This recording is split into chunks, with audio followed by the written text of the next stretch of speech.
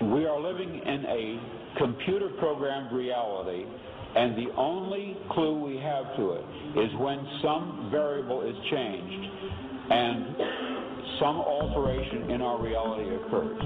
We would have the overwhelming impression that we were reliving the present, déjà vu, perhaps in precisely the same way, hearing the same words, saying the same words.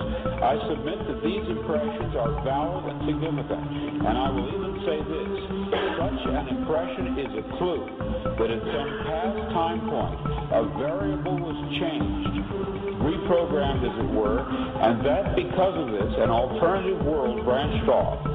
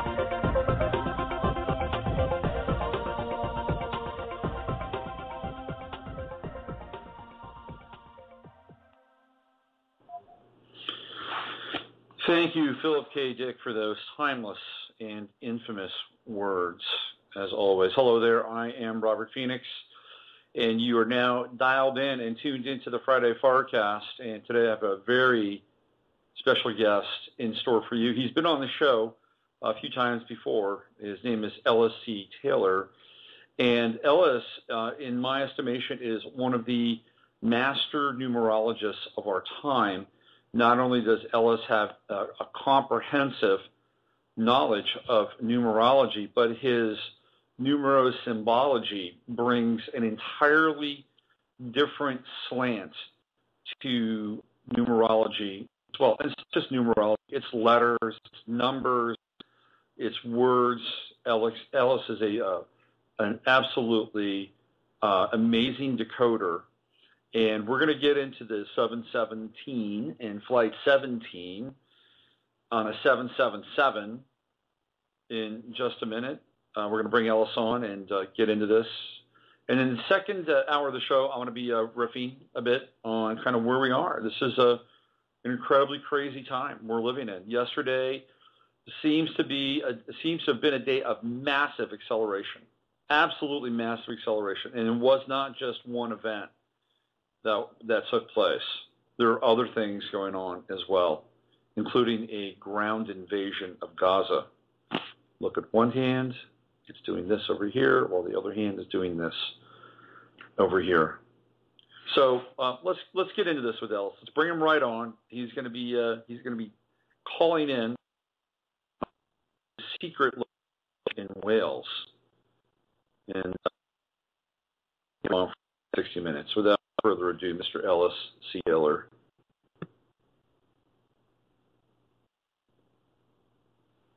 Hello, Ellis.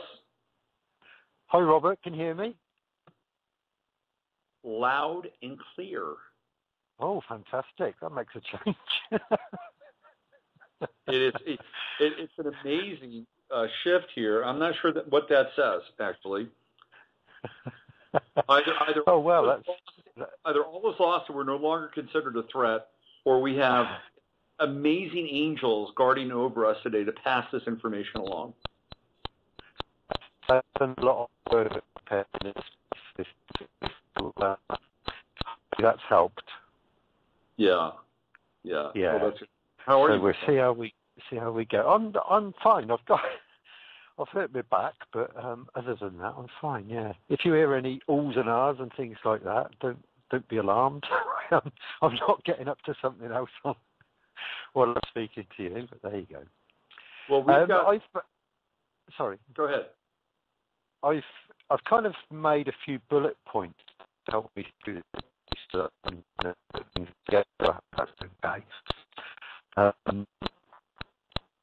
Before I start, I'd just like to, take it, commitment to lots of guys, those who loved them. It's just a dreadful thing to have happened.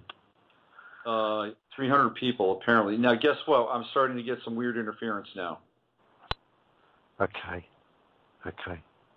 So let's try to soldier on here as we normally try to do. This is amazing. I have to share this with people.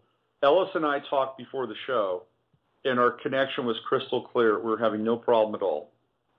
And now that the show has gone live, for whatever reason, we're having our usual glitch fest. So if you have any energetic kind of powers out there, hold a space, hold the perimeter, so that we can have a clear conversation today. Yes, thank you. That would be great. It's nothing out of the ordinary, though. I get lots of interference with all sorts of things, but I should imagine you do as well. Well, I don't think I'm as otherworldly as you on some level, so maybe my interference comes more in my professional life than in my my metaphysical life. So I guess that's a different sides of the same coin, I suppose, right? Yeah, oh yeah, for sure. All right. So let's get into your bullet points. Yeah. Yeah, I was just going to say that now for everyone who's aware of how and why world events are really orchestrated, it's not that many. It's contrived mass murder, and it stinks. And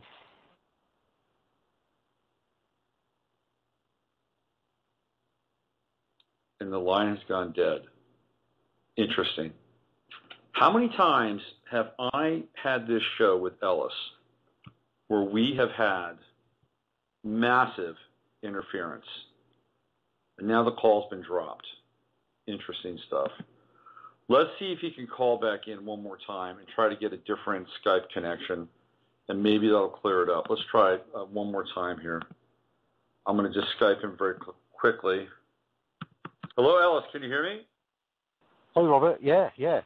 Can you hear me? Yeah, I can. Oh, good. Okay. Right. Yep. Yeah. So, okay, we'll carry on from where I left off. Let's run with this. Okay. Right. I was just saying about how everyone needs to be aware of what the reason for all these things are, and the primary intention of this murder and mayhem is to traumatize humanity into a state of going along with the demands. I'm rushing through this. Sorry, I'm trying to get in before it stops. The demands of the demon hordes that need that energy to lay waste to this planet. Now, programmed populace is indoctrinated to believe what they watch and read on the media, but they don't see that, of course. And meanwhile, the official number of Palestinian deaths in the current Israeli killing spree stands at around the same number as of deaths that have occurred in this attack on MH17.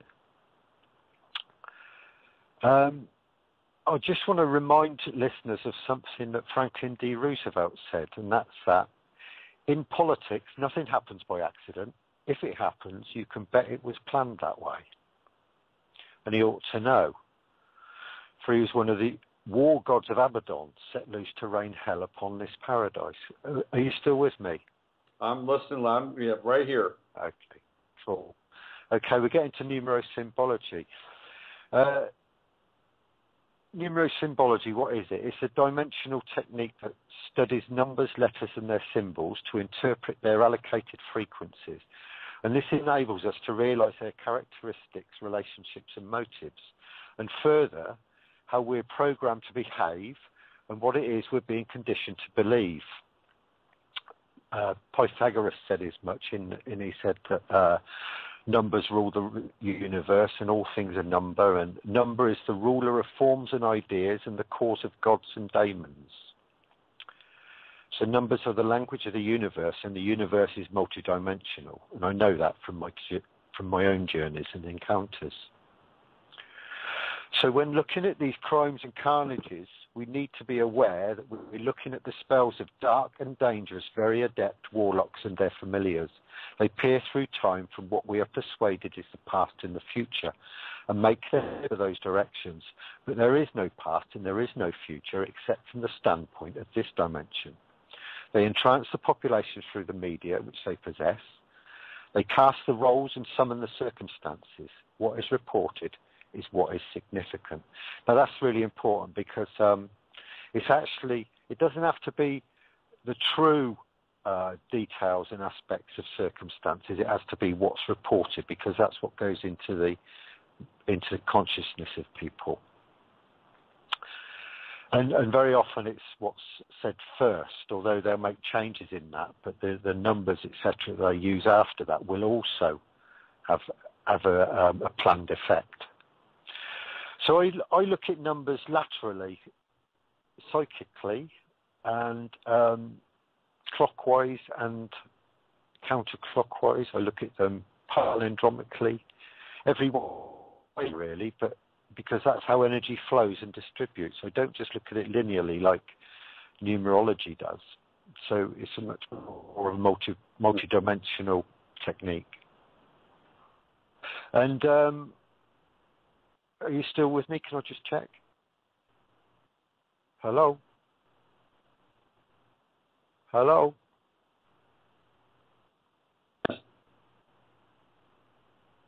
Hello? Yep, I'm here.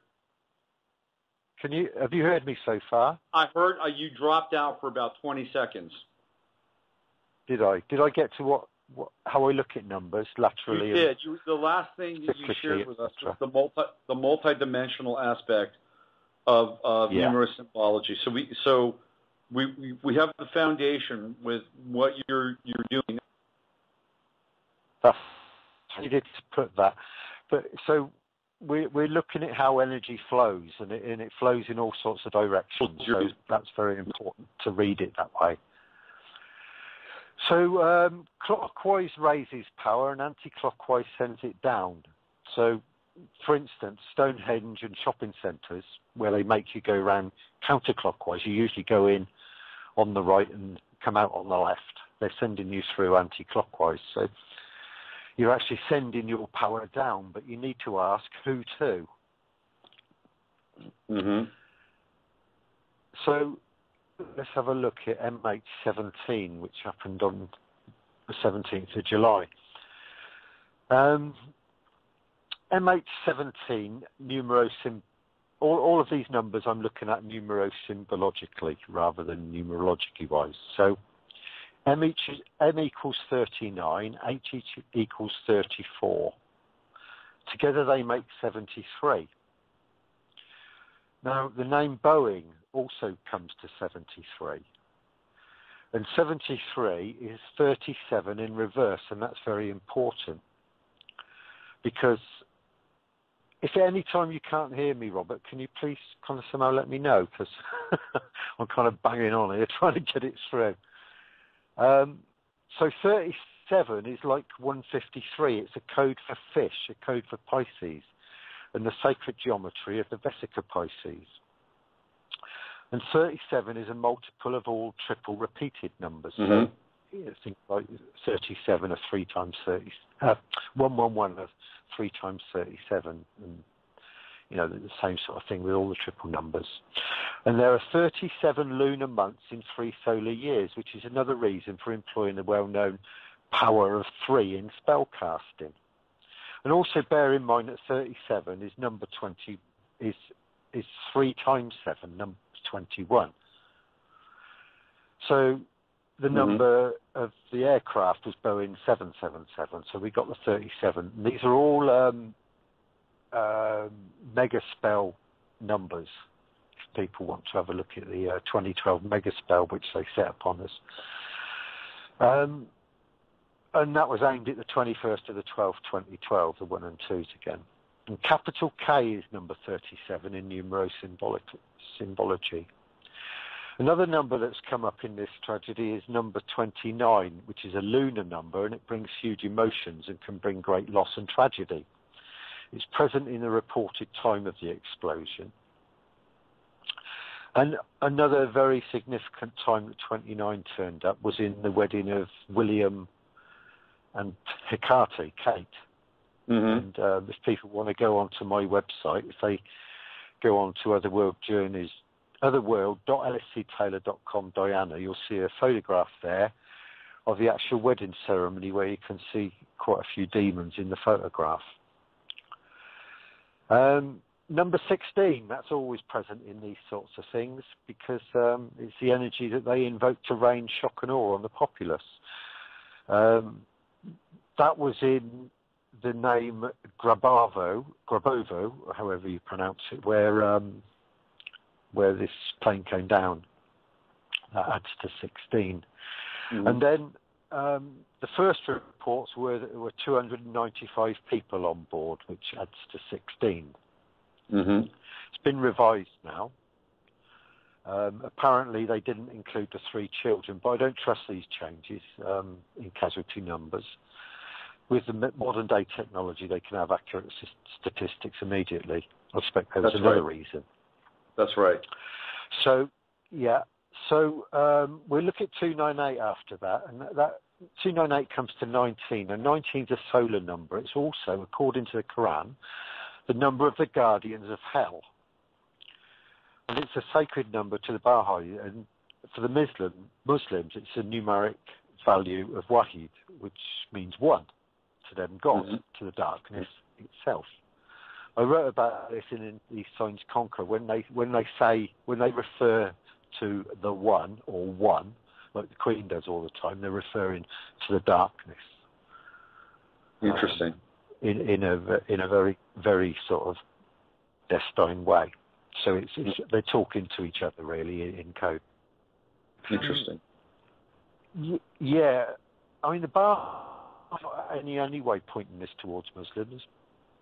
I just took this off Wikipedia, which explains it well. The 3 core principles of the Baha'i teachings are the unity of God, that there's only one God who is the source of all creation.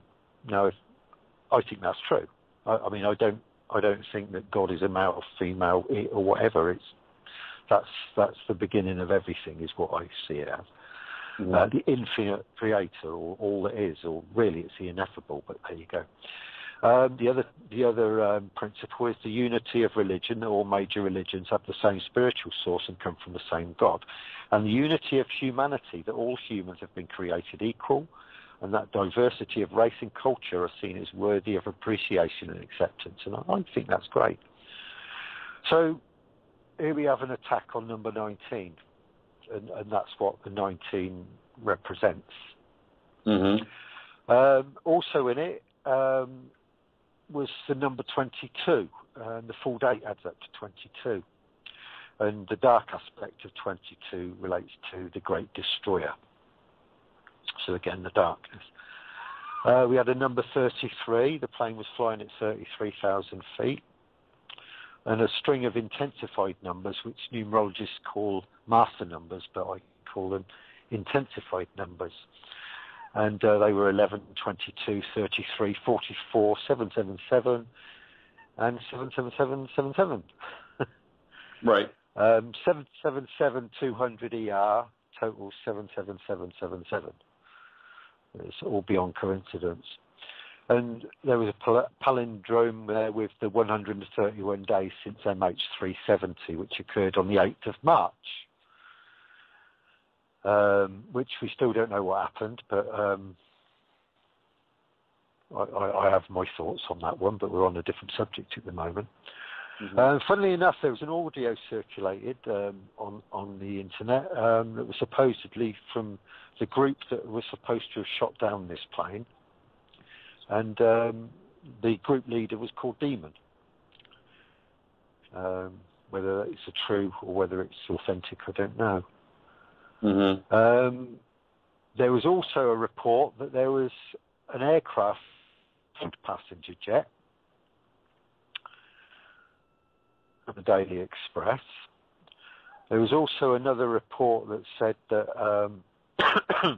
excuse me, this is also in the Daily Express, where the editor of Aviation International News said that the plane was 300 miles off course, and they shouldn't have been flying it over there. And he's a pilot himself, and he said if he'd have been asked to fly over that zone, he would have refused. So he's questioning the actual reason it was there, which is very worth looking at. Right. So was it sent there on purpose? And there was a good comment, actually, that I saw. In the clip shown of the explosion on the ground, because there's a few clips on the internet, where's the evidence of the Buck missile? It leaves one hell of a, how can I say it, tail or chemtrail. It should have been seen in the picture, plus nothing in the sky above this shot, only on the ground. Makes it suspicious as well. Number 17, which is the flight number and the day number. Now, number 17 is a code for the sacred feminine as well, because some of the numbers add up to 17. Adding up to 17 comes to 153.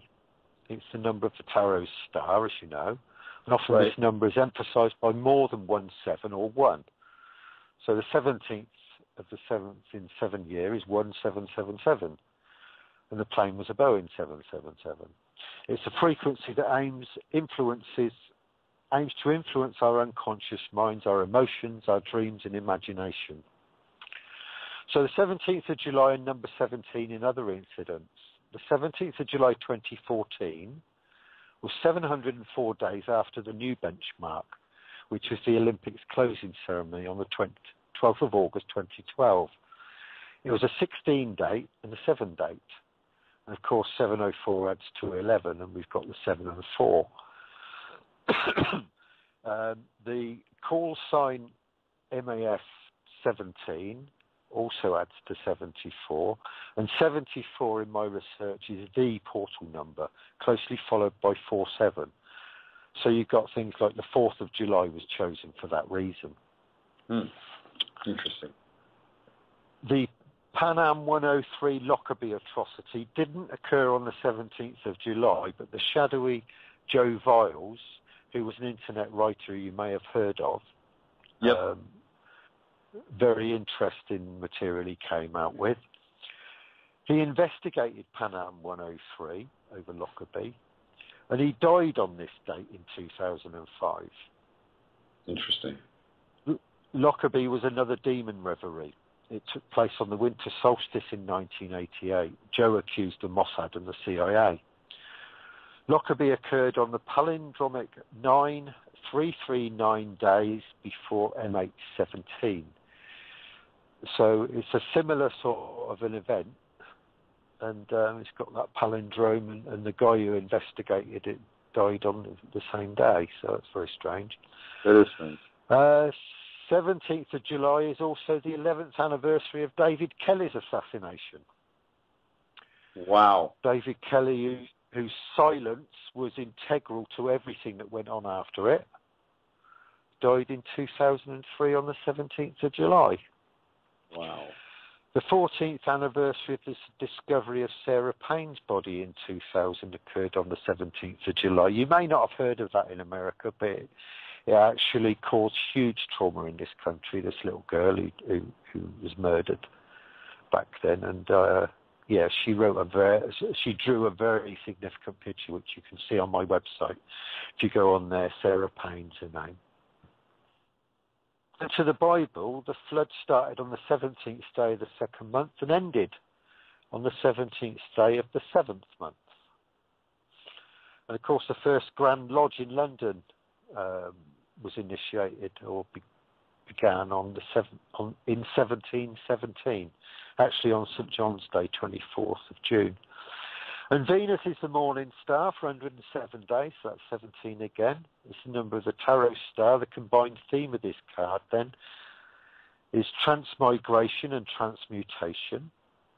And here's another one that's interesting and pertinent, I think. 17th Prime Minister of Australia was Harold Holt, While in office, he danced with the darkness, of course. He allowed Pine Gap to be built, but many times fell out with it, including stopping LBJ's Demon Court from sarin gassing 200 mainly Australian troops in Queensland.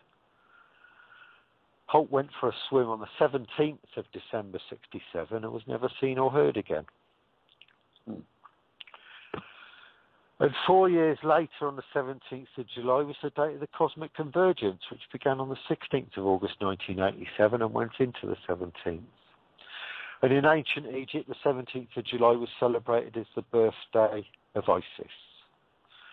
No, hold on. Stop right there. So okay. The 17th of July is the birthday of Isis. It was in ancient Egypt, yeah.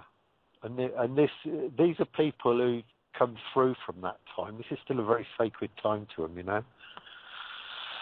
That's a headline. That is a headline in and of itself. You've got a lot of connections there, eh? It was celebrated at the time when it marked the annual floods, which began in the Dog Days, when Sirius appeared on the horizon at dawn. Now, because of time's gone on, the actual flooding begins, I think, in October or somewhere about then. Mm-hmm. But yeah, I mean, there was Osiris was on the 14th, Horus on the 15th, Seth on the 16th, Isis on the 17th, and Nephthys on the 18th. So they were known as the epigomenal days. I think I've pronounced that right. They were added to the calendar to take care of, the lost days in the procession of their calendar. So, yeah. So we got the Isis thing going on at the moment, and we got the birthday of Isis involved in this attack. So now let's have a look at the letter. The letter that applies to 7 is lowercase q.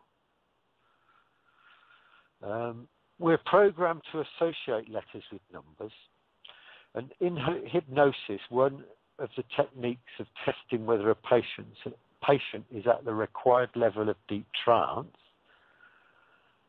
is to see how effortlessly they can tell you what position one of the middle letters is in the alphabet. So you'll ask them what number, what position in the alphabet, what number is Q, and they'll say 17.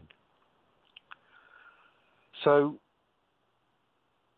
letter Q is a very strange one because other than some borrowed words, in English there's no word in the English language that doesn't have letter U after it. Mm-hmm. And Q gives the sound of Q, yeah? Mm-hmm. Which is a massive clue to what they're telling us with this. If you say MHQ, you're actually saying, if you say it to yourself, you say MHQ and say that together, it says a major clue. A major Q, sorry, not clue, Q, a major Q. So MHQ, a major Q. Do you get what I'm saying? You say it together. Sure. A major Q. Mm-hmm. All right? Now, the darkness has to signal what it's about to do. That's the order it has to abide by. And as far as it and its agents are concerned, this is that signal. They go into war, world war, and on more than one front, physically and pandemically. There were quite a few people who were experts in AIDS on that aeroplane, going to a conference, I think, in Melbourne. Yep. And I think that was one of the major reasons it was hit, or they were put on it for it. Mm-hmm. So we're talking about war, which they've been trying to whip up for quite a while now, and not only that, attacking people on a viral level. Something people need to wake up to is that the system doesn't need people anymore. Technology is making them redundant and fast. Yep. And that includes those who it's seduced into doing its biddings. And in my opinion, the recent revelations to do with the endemic child abuse in the government and entertainment and media and all the rest of it is the machine throwing those it doesn't need overboard. And the best option the darkness offers them, the compromised others, is to keep sucking up, carrying out every evil deed they're paid for, and hope that they're not next. That's it. So if you want to go from there, if there's any questions or anything you want to expand upon from there, that's what well, there's another date that was pretty significant, and that was 19 Flight 800. You're breaking up really badly. And the number there, of course. I didn't catch it, Robert. Let's try it again. Sorry. Flight 800, TWA. TWA, yes. 96. Yeah. I remember that, yeah. 230 people died on that. Those are the numbers, right? 800, 230, same date, 1996. Right. Yeah. Have you made any correlation? 17th of July, was it? Yeah, it was July 17th. 1996, okay. Flight 800 went down. Yeah. Well, you've got the 16 there, haven't you, in the year date? Excuse me. You've also got, what have you got there, 8?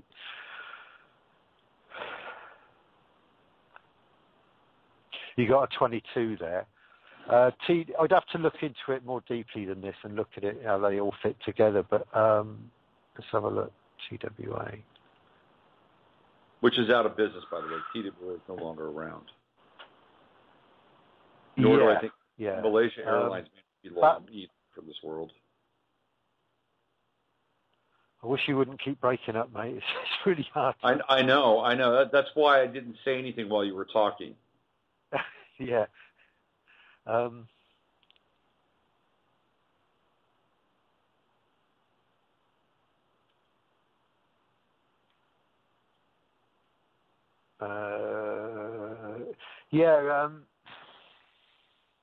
Really hard to.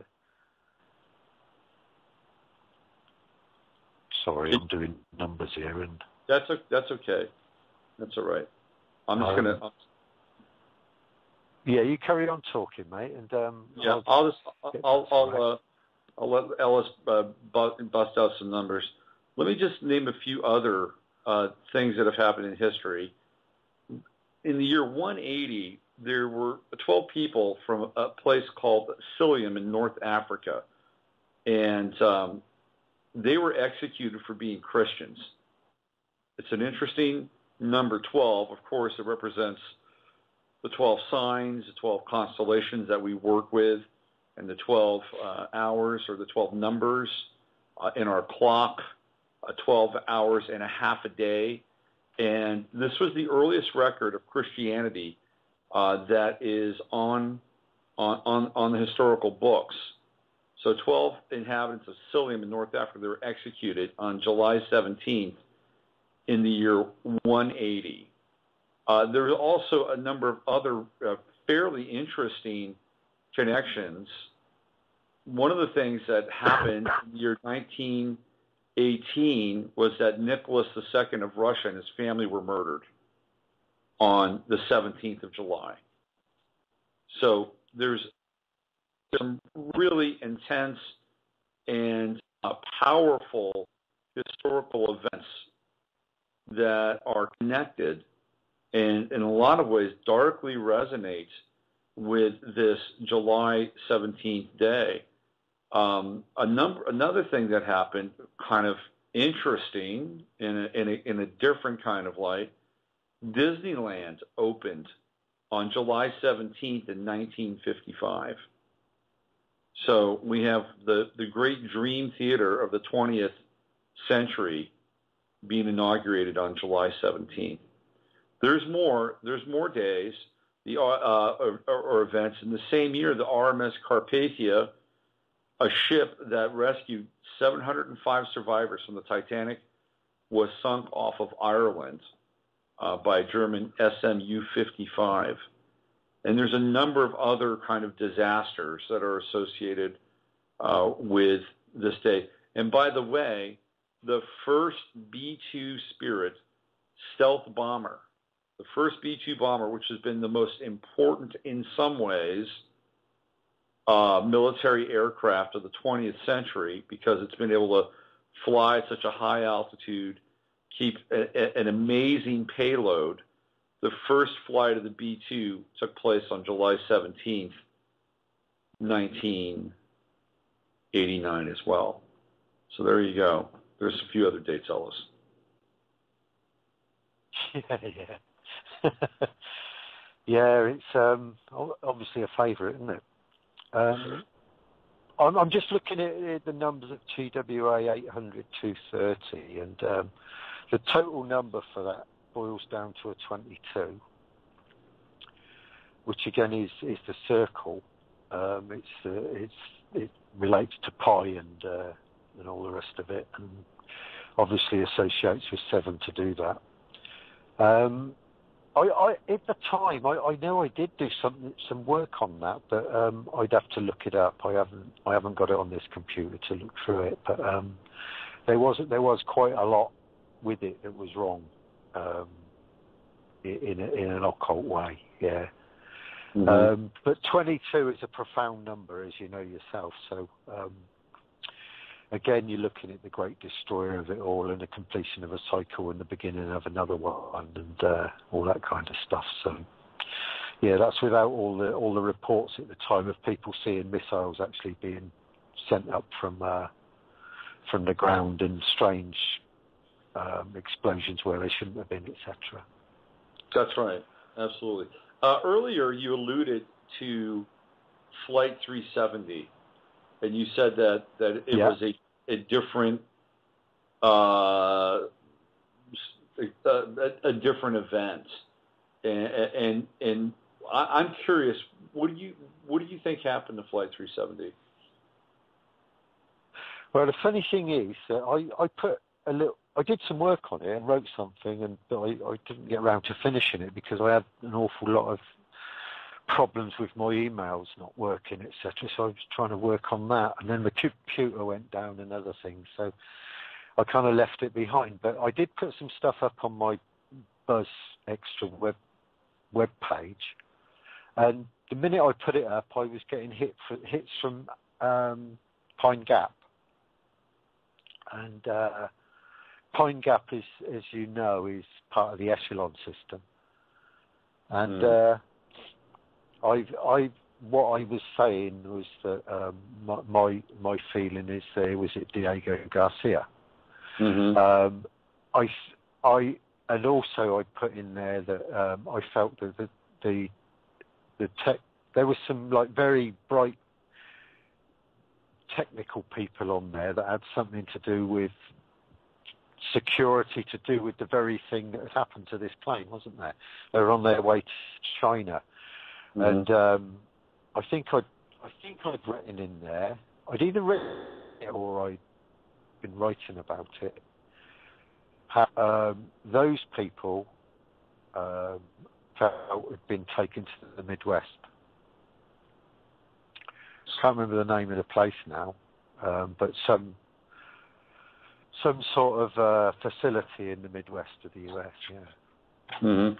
So they've actually been taken off that plane and they've been relocated to the United States. That was my feeling at the time. Yeah. Interesting. Yeah. What's happened to the other people? I don't know. I don't know. But then again, you know, I mean, it's a similar thing to what happened on 9/11, isn't it? I somehow found myself up in one of the planes, and I might have spoken about this before, but I can't remember whether it was the day or the day after or what, but it was very close to it, and kind of a remote view in a way, but astral travel, whatever. But I was in the plane, and it was all dark in there, and we were sort of going along in the plane. I could hear the engine, the noise of the engines as you do, and I noticed that every single person on the plane was asleep. And then it struck me, that's really odd. I've never been on an aeroplane where everybody's asleep. Usually there's somebody awake, and there's lots of TV monitors or whatever, and all sorts of things. People reading, but no, everybody was asleep, and it was completely dark. And then I realised that they were all dead, and the plane was being flown by remote control. And so I immediately emailed people I knew, people I knew that would, be interested in it, and because I wanted to make a note of this, and then it wasn't long after, well, maybe a bit longer than maybe a couple of months or something, people started coming out with research and saying there's no way that mobile phones could be used at that time from an aeroplane, and how they were saying that they reckoned it was remote controlled from their research. These are scientific bots, and yeah, it kind of seemed to pan out. So a similar sort of a thing, I suspect. Interesting. Happened to 370. Interesting. Yeah. Here's a couple more dates of interest. In 1944, so this would have been the 70th anniversary. Napalm, incendiary bombs, are dropped for the first time by American P-38 pilots, and this was in France, at a place called Coutances. It was a fuel depot, so I guess they wanted the most bang for their buck. So for the first time in history, napalm was dropped. Yes. There's no limit to the evil, is there? There's just no limit to it. It just keeps going and going and getting worse. And I don't know. I just despair of it, really. Despair of it. There's more disasters. In 19, what was this now? I just saw. I have to find this again. It was the number. Oh, you'll like this in some ways. It was the number 44, the largest number of United States midshipmen casualties in a single event results from an aircraft crash in Florida, killing 44 people. That was in 1953, July 17th. Yeah.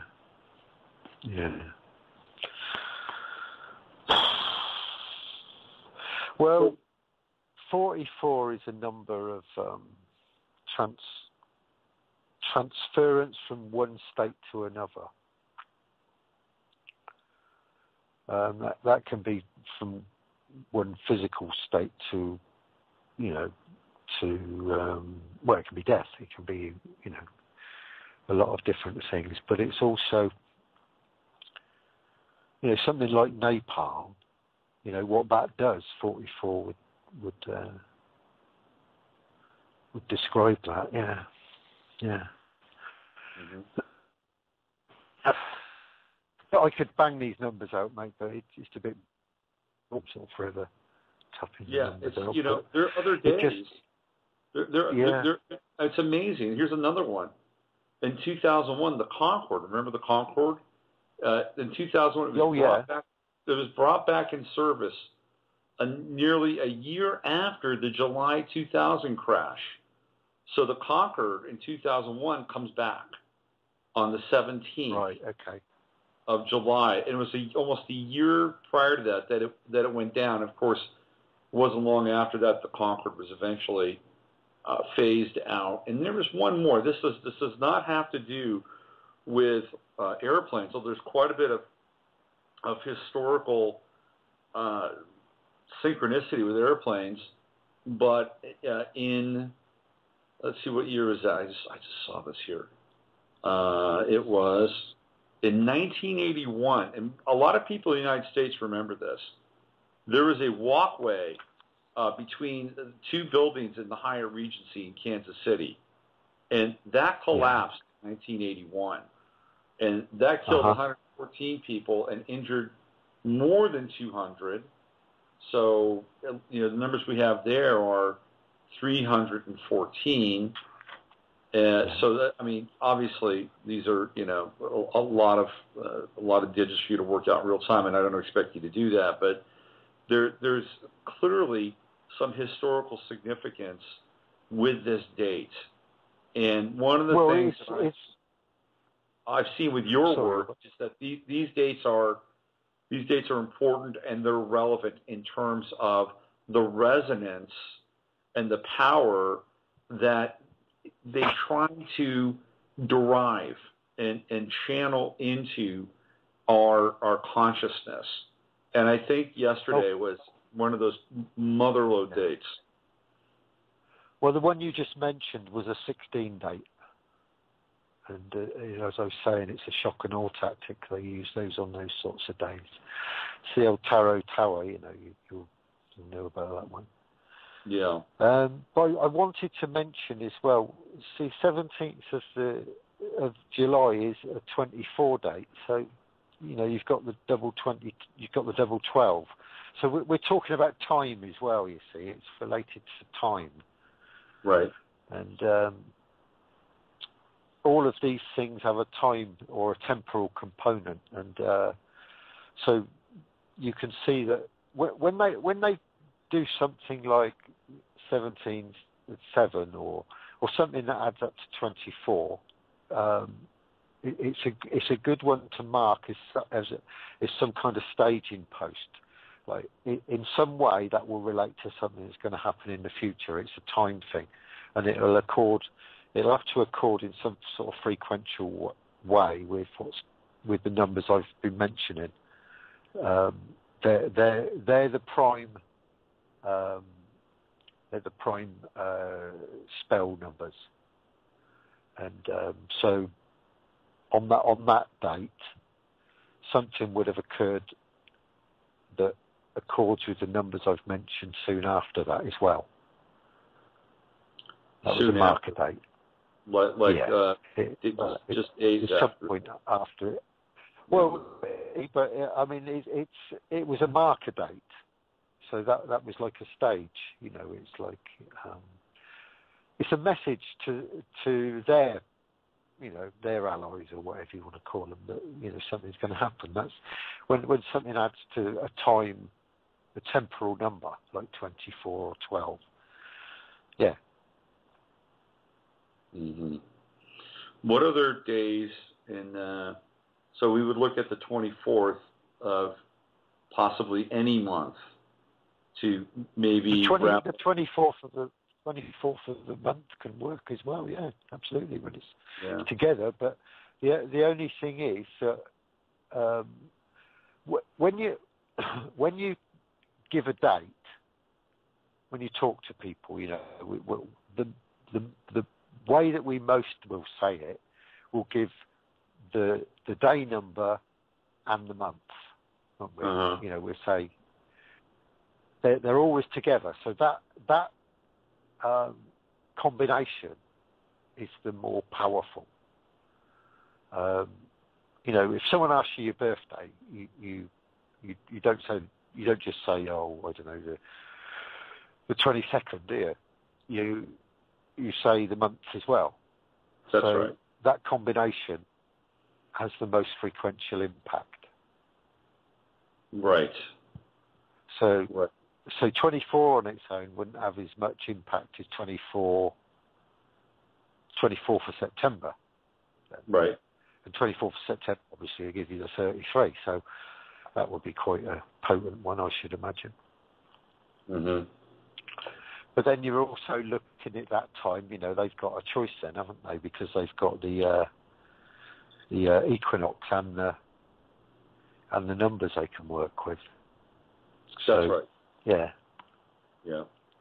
Here's another couple of interesting significance or people that were significantly born in some ways on the 17th of July.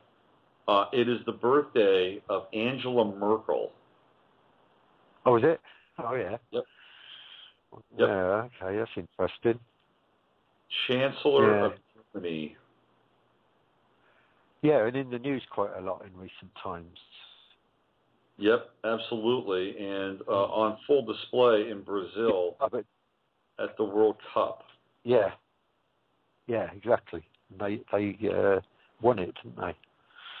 Yes, they did. They won their first game. They won their first game 7-1. There's the 7-1 again, and won the final 1-0, didn't they? So you got the 1s and 7s again in those two games. That, Ellis, is brilliant. That was real-time brilliance right there.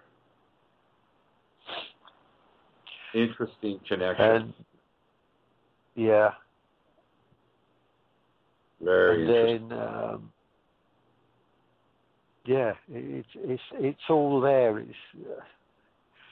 It's all, we're all puppets on a string. Everything that goes on in this world, and people need to see that, because until they see it, they can't change things. So yeah, we're playing with our minds and emotions, etc. Yep. Another interesting person born on the 17th of July. Let me see if I can find it. I just had it here. Where did he go? Let's see. Oh yeah, Mark Burnett, who is the producer of the TV series Survivor, was born on the 17th. Yep. My year, 1960.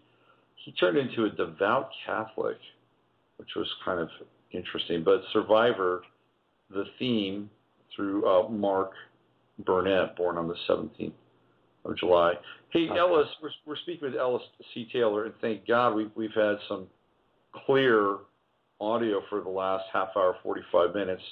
Do you have anything coming up here? Because I know every now and then you go to conferences and you talk and take part in some pretty interesting events. Do you have anything coming up? There's a big paranormal festival going to be held in Stirling, in Scotland, over Halloween, and it's going to be 3 days. And they've asked me to give a talk at that.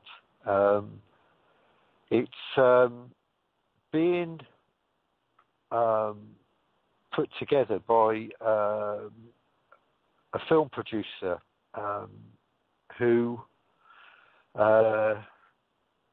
what did he produce? He produced Rob Roy, the film Rob Roy, and another one, I can't remember what it's called.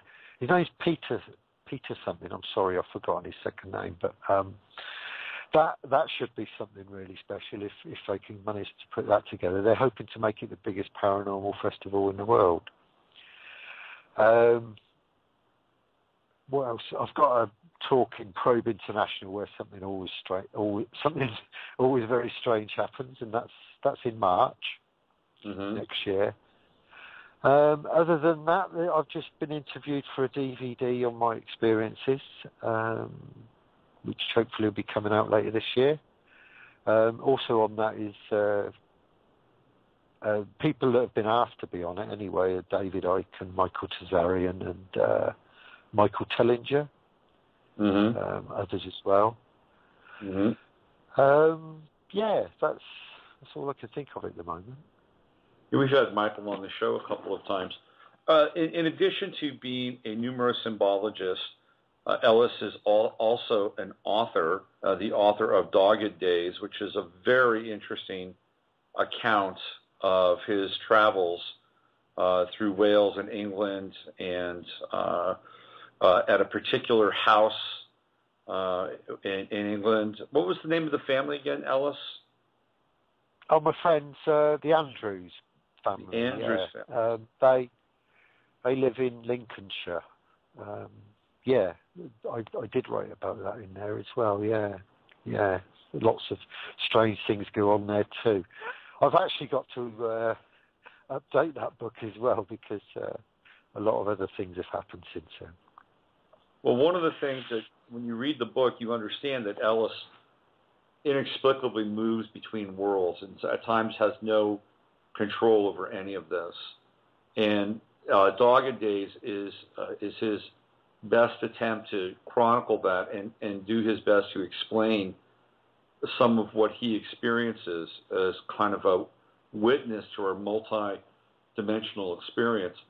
And I have no doubt, Ellis, that this kind of wobble between worlds also helps you in some ways with the numerology. Am I right? Oh, for sure. I've received information from my other work journeys. That's for sure. And of course, it gives me the perspective of the multidimensionality of everything. So, it definitely has helped me to see the world the way I do. Yeah. And if you have ever wanted a numerology reading, unlike any other numerology reading you've ever had, I highly recommend Ellis. You're going to get information that'll blow your mind and will give you a unique perspective on your name and your birth date and everything that you thought about numerology. Ellis will shift it, and with it will shift your perspective as well. So Ellis and I have done a couple of trades in the past, and I've experienced his numerological work, and it was very profound. So I highly recommend him. And if people want to get in touch with you for that, Ellis, they could go through your website. Is that correct? Yeah, that's true. Yeah, they can contact me through the website. The only thing is, because of the amount of interference that I get, not just when I'm interviewed by you, on other radio stations, I've had it too. In fact, for some reason, on one interview with Planet X, it completely vanished. But it was recorded well, and they were very happy with it. But then when they went to look at it afterwards, it had gone. But yeah, the interference that I get just kind of makes it very difficult to do on Skype. So I've been laying off it for a little while, but I was thinking of trying it again soon. Okay. Yeah. Well, if the green light is on his site or in his in his world, then again, I would highly recommend it because it's a unique experience and very, very insightful. Just like everything else you've done today, the ISIS thing blew my mind, Ellis. Okay. Yeah, well, there's a lot there actually, but it just needs to be expanded upon. Looked into a bit deeper. But this is we're only the day after, and there's a lot more to be discovered about it yet. But they're the initial things to work on. Are you going to be writing about this, do you think? I may do, but the first thing I've got to do is sort my emails out. It's taken up so much of my time recently, but I keep thinking I've fixed it, and then I find out that I haven't. So, it's a bit frustrating, but it's important that I get it fixed. So in some way I've got to do something. Yeah. Before I get onto anything else, I've got loads of articles that are sort of halfway finished that I haven't been able to complete. So, they will come up at some point. That's one of the burdens of being a researcher, because sometimes, I know for me, I've got unfinished articles where I'm about 75% through, and for whatever reason I have to do something else or shift something else and move on, and I don't go back to it. But it's what happens sometimes. So it's what happens. Yeah, it is what happens. Yeah. Yeah. And I look forward to your articles. It's great when one of those comes. So. Yeah, I'm going to try to do something. Of course, on the astrological side, we've had Jupiter and Leo come through at 0 degrees, and that is an announcement in the arrival of the elites and the ruling class, expanding their influence. Leo, of course, being the ruling class or royalty, and Jupiter being the planet of expansion. So it's going to be very interesting now as the elite begin to flex their muscles. We're going to look back. I look forward to reading that. Yeah, 2002 was the last time Jupiter was in Leo. So we'll get into that and try to do some time traveling and time tracking with that as well.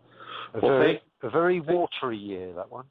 That was where was I think where Saturn was. Saturn was in Cancer in 2004. So I think it was just maybe going into Cancer right around 2002. If it wasn't Cancer, it was at the end of Gemini. So it was in that range. But the bad old days just after 9/11, when FEMA was just a couple of people hanging out in an office somewhere adjacent to the Pentagon. Now, not FEMA, DHS, right. Homeland Security, and now it's the largest It's the largest group. It is the largest division of the government now, currently in this country, Department of Homeland Security.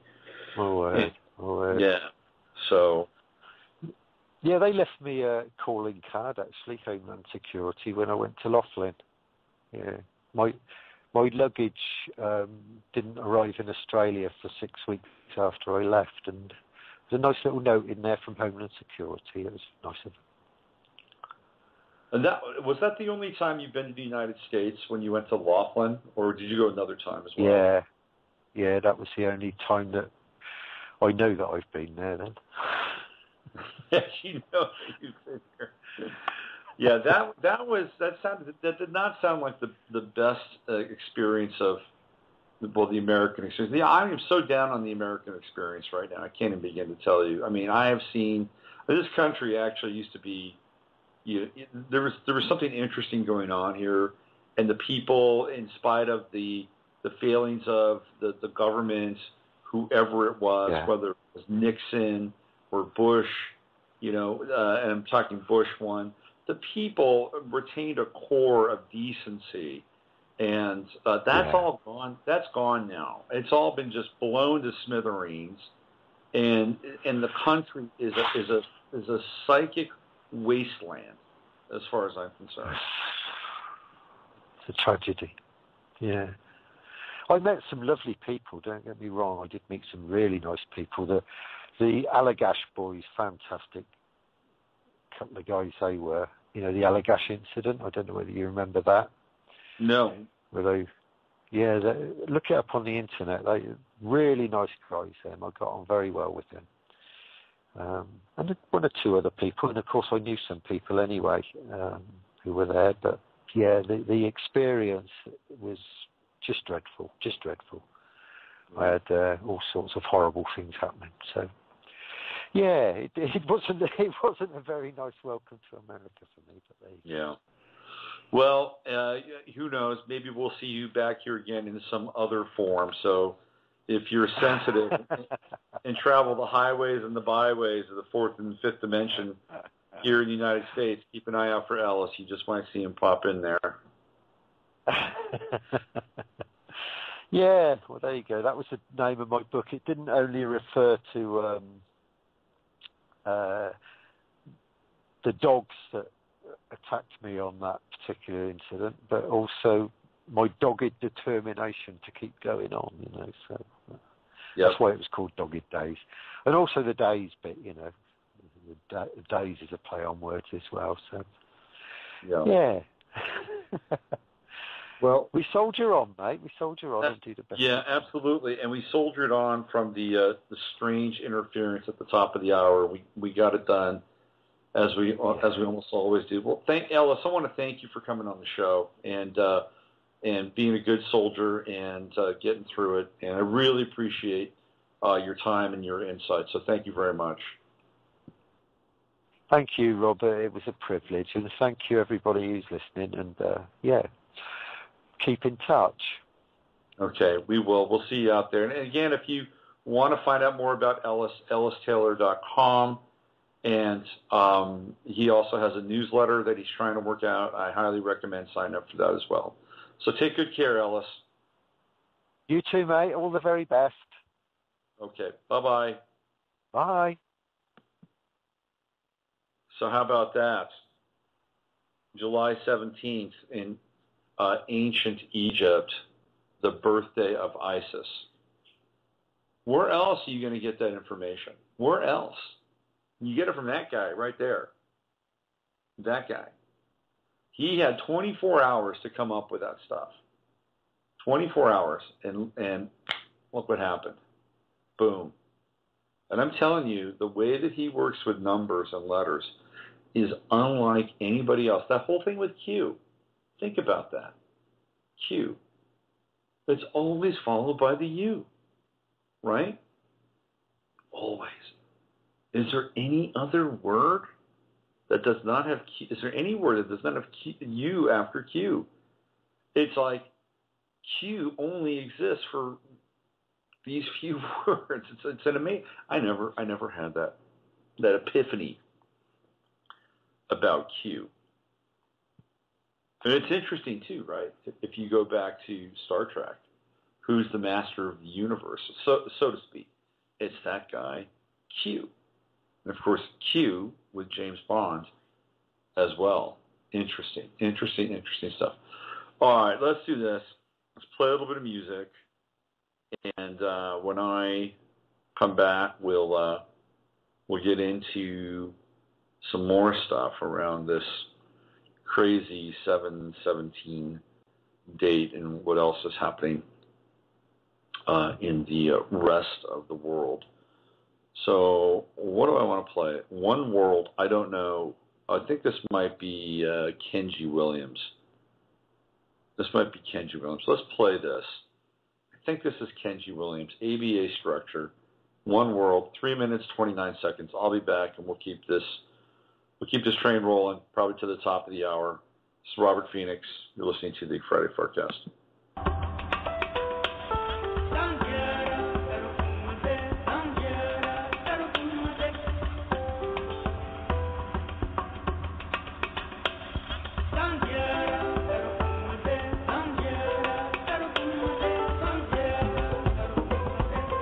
It follows from the special theory of relativity. I have a dream. And one small step for man. In the name of peace, democracy, and freedom for all.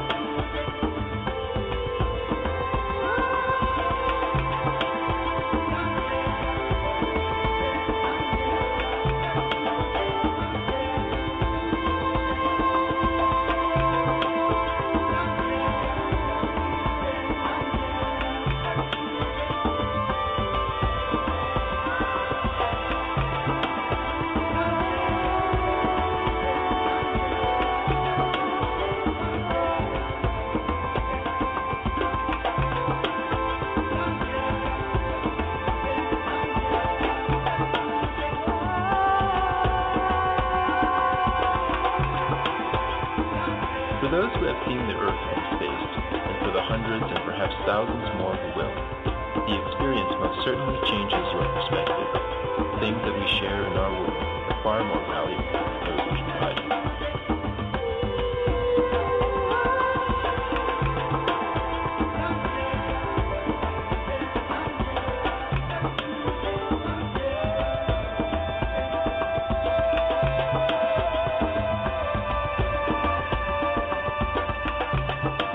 As I looked down, I saw a large river meandering slowly along for miles, passing from one country to another without stopping.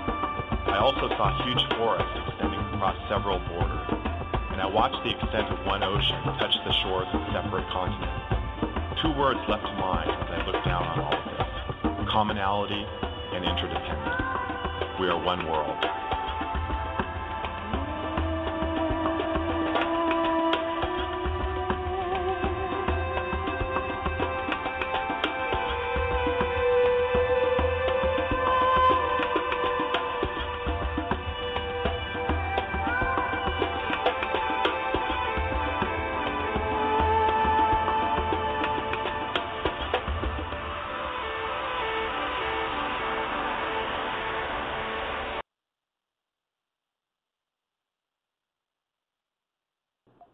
Well, that track ends rather abruptly, doesn't it? I think it's because it's part of some long mixed thing. Anyway, that is Kenji Williams, ABA structure, one world. And we are one world. Unfortunately, we're getting fragmented into hundreds of pieces, thousands of pieces, millions of pieces, billions of pieces. The fragmentation is occurring at a global and rapid rate. And one of the things that is getting fragmented is our attention. Our attention is getting fragmented. We're being pulled in a lot of different directions.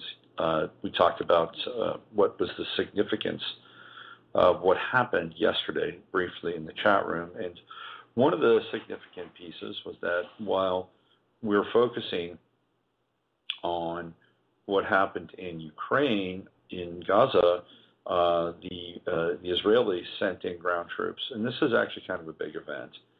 And it took kind of a back seat to what happened in Ukraine. So our attention was fragmented.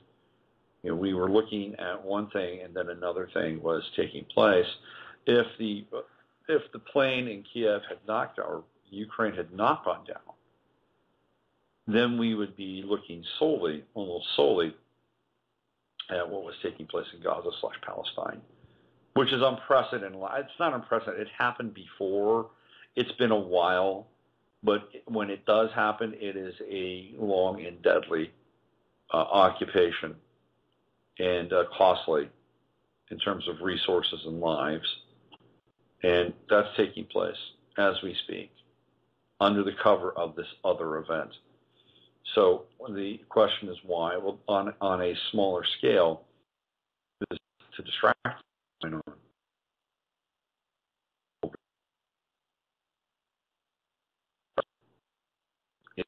I believe there's a signal that I mentioned the show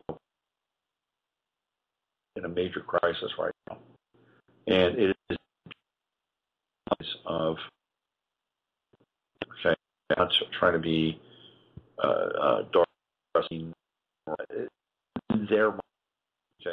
this is a major signal, a significant signal that we have entered into a new initiatory phase of a global crisis. And I think we're going to start to see things happen quite quickly from here on out. And certainly we're going to be looking at the economy as a major issue, and if it does indeed reflect who the people were on that airliner, that we could also be dealing with some sort of pandemic as well. So this is mind-blowing stuff.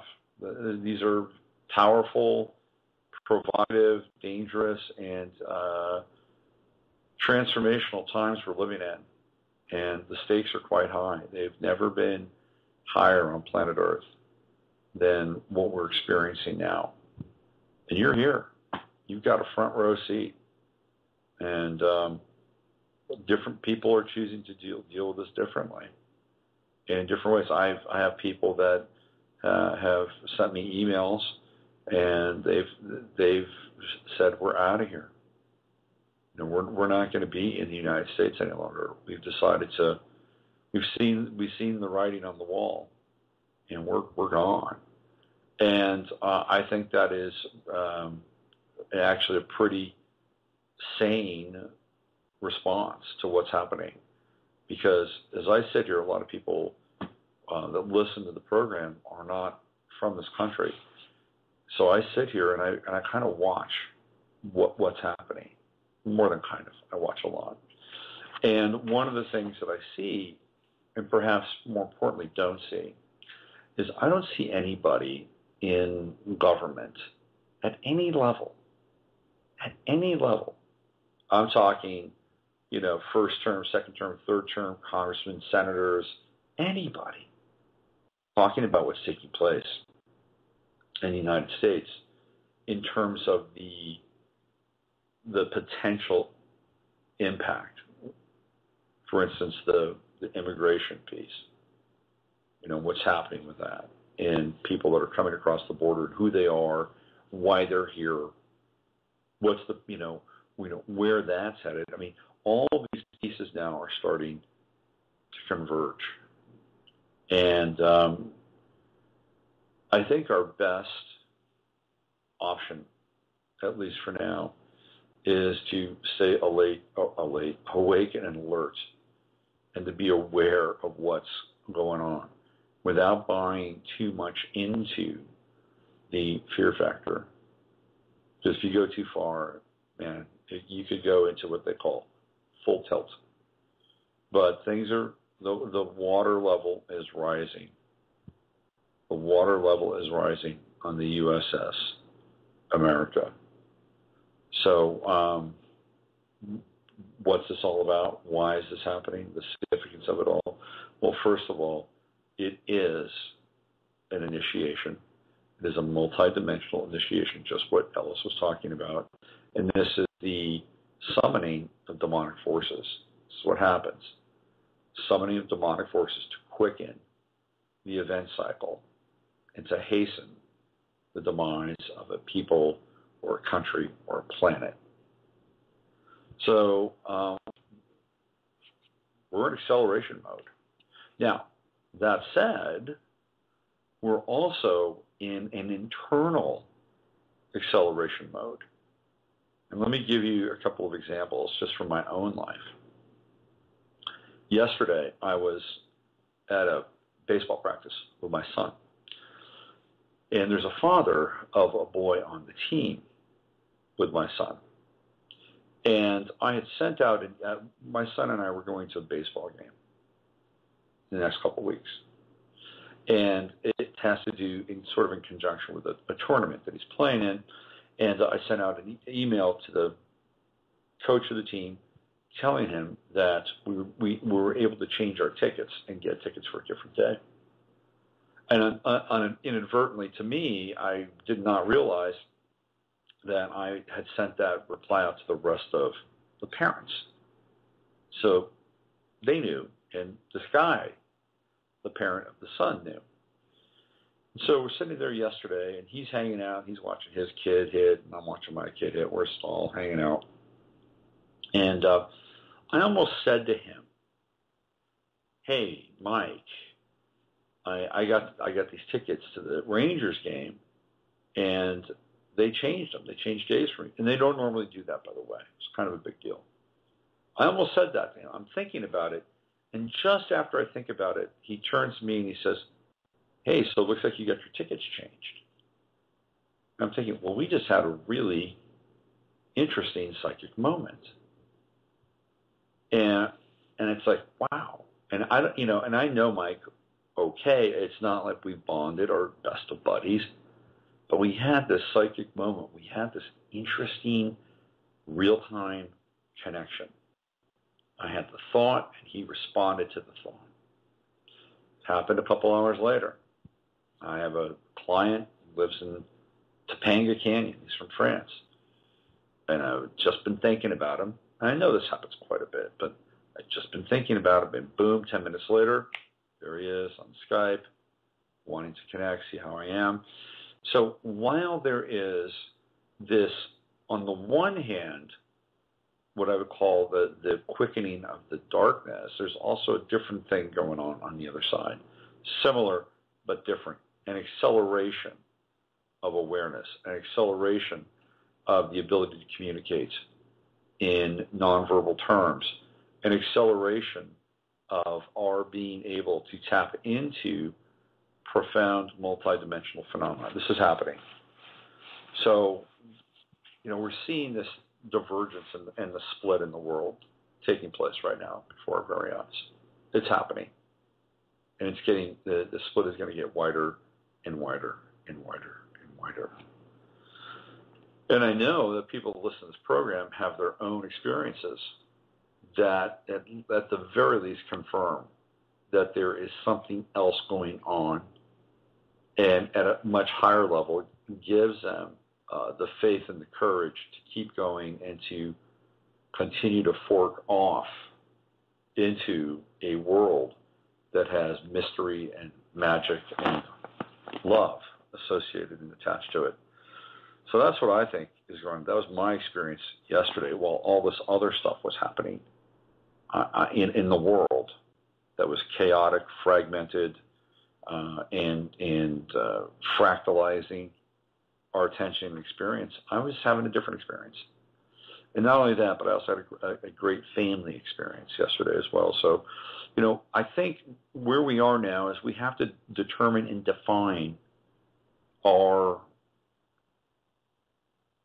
greater or meta reality based on what's here, what's on the inside, and how it coheres to the world around us. That's rising sign material, folks, on the astrological side of things. That's rising sign material. So when you're right with your rising sign, your world around you coheres. Jupiter in Leo is going to be a very interesting aspect. I'm going to miss Jupiter in Cancer. I got to tell you, I had a great run with Jupiter in Cancer. And adios, Jupiter in Cancer. Jupiter in Leo is going to be a trip. It is going to be a trip. We are going to see the power elite flex their muscles. They're going to be wearing their crown jewels for the next year and a half. And it's going to be on display. Conversely, it will be a time of really powerful creativity for people, especially if you have any planets in the sign of Leo, or you're Leo rising. You've got some trine action happening with either Sagittarius or with Aries. Leo's just going to really expand and enrich those aspects of the chart. And I don't really think there's too many bad Jupiter aspects. The opposite is kind of gratuitous excess. The square can be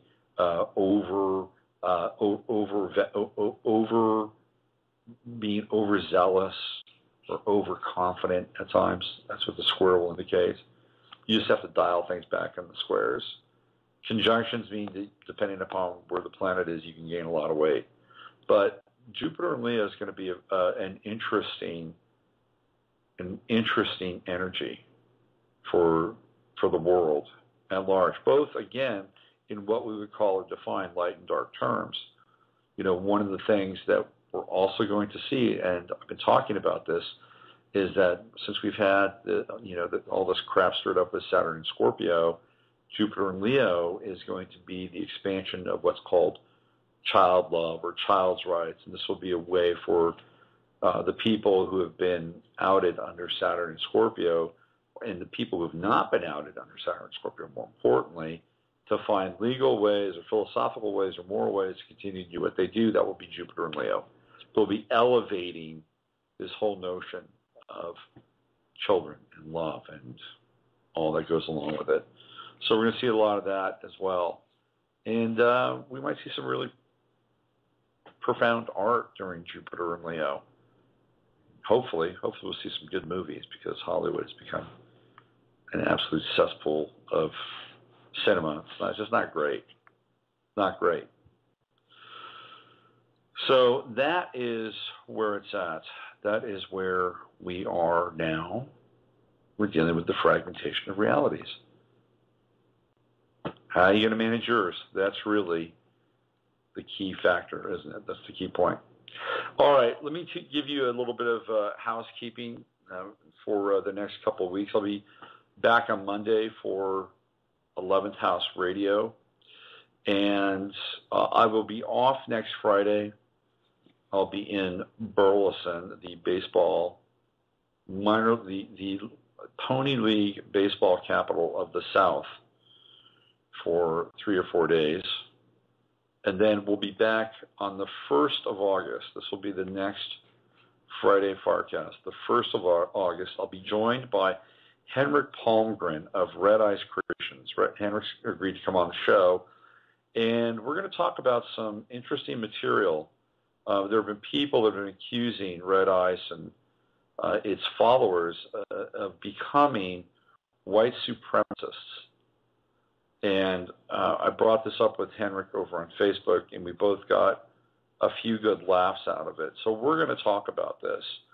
And we're going to talk about the mind control aspects of putting certain people in boxes or chains, or the mind-forged manacles is what Blake calls them, and how we break out of those chains and what it means and the risks involved and all that stuff. And one of the things I found out, this was kind of interesting, again, this is all in one day, right? So I have the psychic thing 2 times in one day, and I'm setting all of this up with Henrik, and we're finalizing the show. And we decided to do the show on the 1st of August. Leo, right, 1st of August. And just happens to be the birthday of my late father, the 1st of August. And Henrik is from Göteborg, and Göteborg was the place that my ancestors came from to the United States. So here we have this ancestral theme going on as well. So I'm really looking forward to my time with Henrik. I think it's going to be based on just the few exchanges we've had so far. I think it's going to be a really profound time that we can share together. So that'll be on the 1st of August. And then after that, who knows who's going to be out there and up there for us.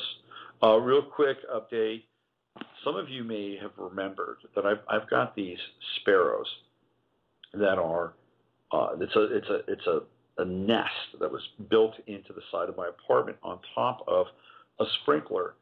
And it's been there now for about 6 weeks, maybe a little bit longer. And I've seen the evolution from the nest to the one bird, to the who's the mom, to the other bird who is the dad, and working back and forth and keeping guard and sitting on the eggs and doing what they do.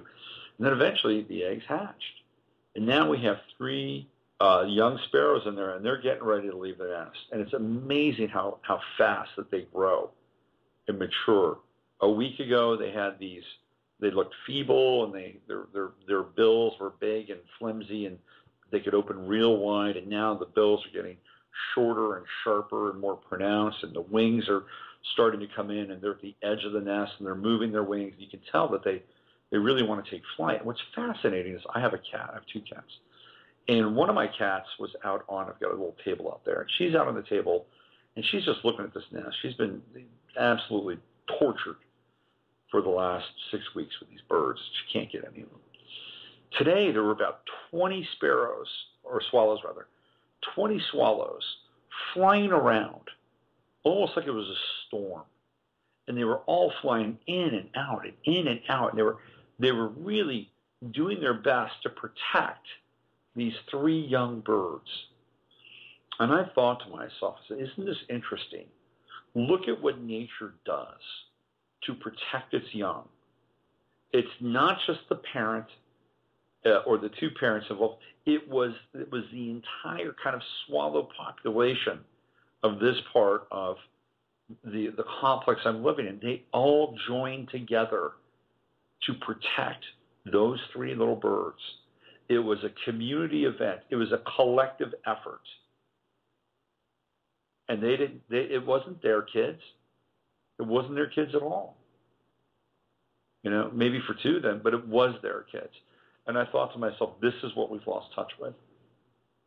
This is what we've lost touch with as a species. That when our children are threatened, we swarm. We swarm and protect them. And we keep the influences, or we do our best to negate the danger. We've completely lost this. And I've watched these swallows. I keep calling them sparrows, swallows. And they are incredibly sophisticated. Incredibly sophisticated. And not only that, but they are unconditional in their loving. We can learn so much from nature. I know it's a cliche, but garden variety swallows over the course of the last 6 weeks have taught me plenty just by watching them and their devotion, their commitment, their care, and then what takes place when it's at that critical stage where their babies are about to take flight. The entire troop flies in and provides muscle and protection to make sure that they get out of that nest in one piece. Fascinating stuff. All right. I wanted to leave you with a nice story. So I did. Again, I want to thank all the people who have been giving me kind words, emails, encouragement about the 11th house and Gaiam and that whole experience. I'm trying to find a partner here in Austin, Texas to continue that, although it looks like I may be taking a crowdfunding route to get back to producing the 11th house on video. So you might be seeing a Kickstarter program in the not-so-distant future to get the 11th house back on video again in a way that's good, quality, in a way that has quality. I don't want, Gaiam did such a great job of creating quality programming. I don't want to take a step down, which is kind of why I've held off from just doing a YouTube version of this stuff. I'd like to do it right and to keep it at a high level again. So keep your eyes and ears out for that. I'm going to have a new post up on the website, and that's about it. I want to thank Ellis Taylor for joining the program today and fighting through the interference, and for any of you who did any energy work to hold that space, thank you. Appreciate that as well. Thank you to everybody who shows up in the chat room. It's always a great support and joy to see you in there. So there you go. Use your head to discern what's real, your heart to stay open to what's possible. I'm Robert Phoenix. Enjoy this weekend. Spend time with your loved ones. Take the moments in. Recognize that you are a human being, not a human doing, and you're being right here, right now, and stay with the moment as much as you can. That's my advice. Until Monday with the 11th house, here's Philip K. Dick.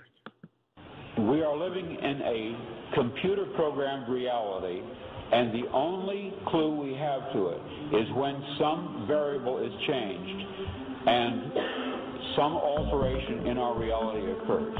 We would have the overwhelming impression that we were reliving the present, déjà vu, perhaps in precisely the same way, hearing the same words, saying the same words. I submit that these impressions are valid and significant, and I will even say this: such an impression is a clue that at some past time point a variable was changed, reprogrammed as it were, and that because of this an alternative world branched off.